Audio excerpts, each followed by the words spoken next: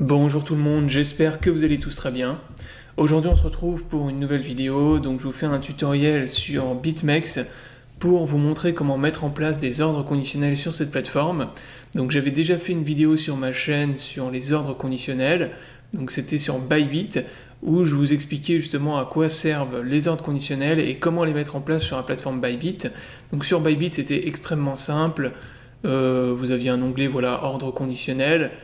Et là, je vais vous montrer par contre sur BitMEX. Donc sur BitMEX, c'est un peu différent. Donc c'est pour ça que je vous refais une vidéo. Donc si vous ne savez pas ce que c'est que les ordres conditionnels, à quoi ils servent, je vous réfère à la vidéo que j'avais faite, donc la première vidéo sur la plateforme Bybit, où je vous explique à quoi servent justement les ordres conditionnels.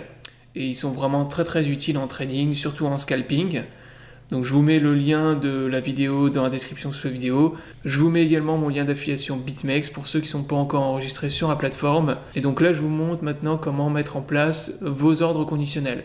Donc les ordres conditionnels vous permettent d'acheter par exemple du Bitcoin à un prix plus élevé ou bien de vendre vos Bitcoins à un prix plus bas.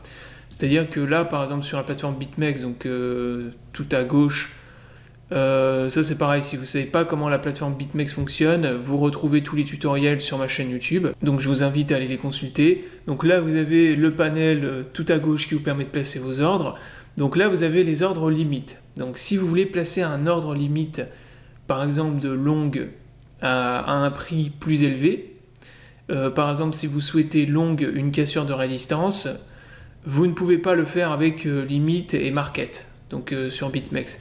Donc là par exemple si je veux acheter en limite, donc par exemple je vais mettre une quantité de 1, imaginons là je veux attendre une cassure de résistance, alors bon je vois qu'on a une petite résistance ici à 9315, je veux acheter au-dessus des 9315, je veux acheter par exemple à 9318. Pareil c'est très utile quand vous avez des patterns, donc ça je vous l'explique sur la chaîne, donc les triangles, les bull flag, bear flag, tout ce qui est canaux, rising wedge et tout ça.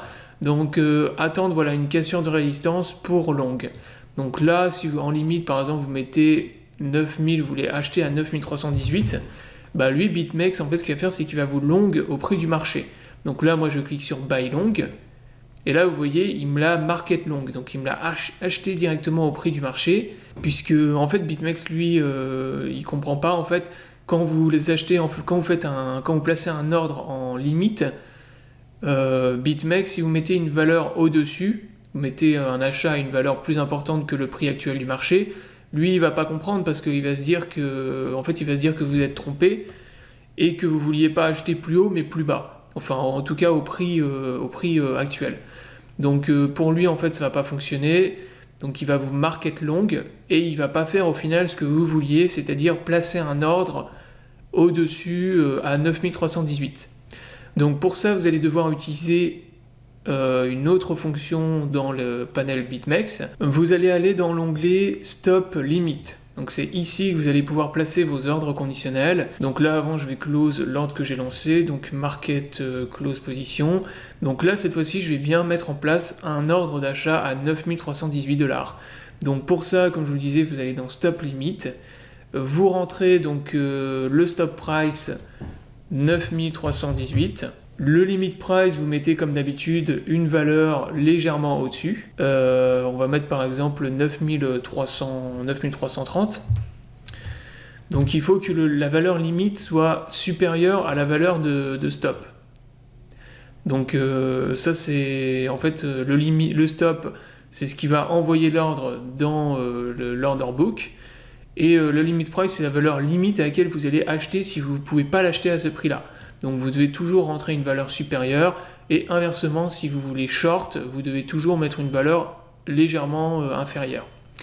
Donc voilà, là vous avez rentré votre ordre, 9318, limit price 9330. Ensuite, dernière chose très importante, vous allez décocher le close and trigger ici. Donc ça c'est très important, si vous laissez close and trigger coché, l'ordre ne va pas être exécuté, puisque en fait close and trigger, comme il vous l'indique là, permet en fait uniquement de close des positions qui sont déjà ouvertes. Donc en gros le close and trigger c'est uniquement pour mettre en place des stop loss. Donc s'il est coché, ce qui va se passer c'est que quand le prix va remonter ça va trigger en fait l'ordre, mais ça va fermer la position directement automatiquement. Donc ça va pas vous ouvrir une nouvelle position de longue.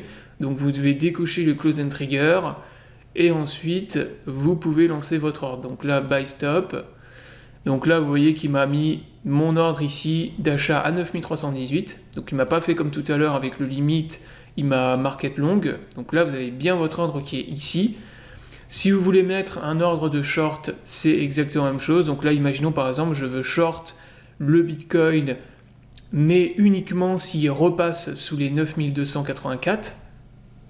Ou par exemple, s'il va à 9284, bah là, c'est exactement la même chose. Donc comme je vous le disais tout à l'heure, vous tapez 9284.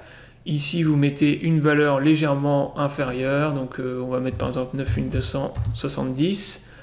Donc close and trigger toujours décoché et là vous cliquez sur sell.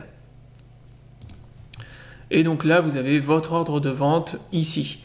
Donc là vous avez placé un ordre d'achat au-dessus à 9318, un ordre de vente ici à 9284. Donc voilà, comme vous pouvez le constater, c'est vraiment très pratique puisque voilà, ça permet de long ou de short des cassures de résistance. Donc c'est vraiment voilà un outil en scalping et en trading qui est très utile. En tout cas, moi que j'utilise beaucoup. Moi, je trade pratiquement que avec ça. Je rentre assez peu en market, en achat en market, ouais, en scalping. J'utilise beaucoup les ordres conditionnels et parfois, mais assez rarement aussi, les ordres limites. Donc là, je vais remonter les ordres juste pour vous montrer que ça fonctionne. Donc là, je vais les mettre juste là. Donc là, sur le BitMEX, je vous rappelle, on ne peut pas être à la fois long ou short. Donc là, ce qui va se passer, c'est que s'il remonte, il va m'ouvrir ma position longue. S'il redescend, il va m'ouvrir ma position short. Mais par contre, il ne peut pas vous ouvrir les deux en même temps. Là, ce qui va se passer, c'est qu'il va... En fait, s'il remonte, il va vous ouvrir une position longue. Et si derrière, il redescend, il va vendre la position. Donc voilà. Bon là en ce moment sur le Bitcoin il y a vraiment zéro volatilité, c'est très chiant comme vous pouvez le constater. Voilà, donc là le prix du Bitcoin est remonté, donc vous voyez qu'il m'a enclenché ma position longue. Donc là j'ai bien une position longue qui a été ouverte, comme vous pouvez le constater actuellement. Et maintenant si vous voulez mettre en place un stop loss, c'est la même chose, stop limit. Vous pouvez cocher le close and trigger et vous pouvez mettre en place des stop loss comme ça. Voilà, donc c'était une petite vidéo pour vous montrer comment mettre en place des ordres conditionnels sur la plateforme BitMEX. J'espère que la vidéo vous aura plu, je vous invite à vous abonner à la chaîne pour ne pas rater les prochaines vidéos. Je vous souhaite à tous une bonne journée et à bientôt pour une prochaine vidéo.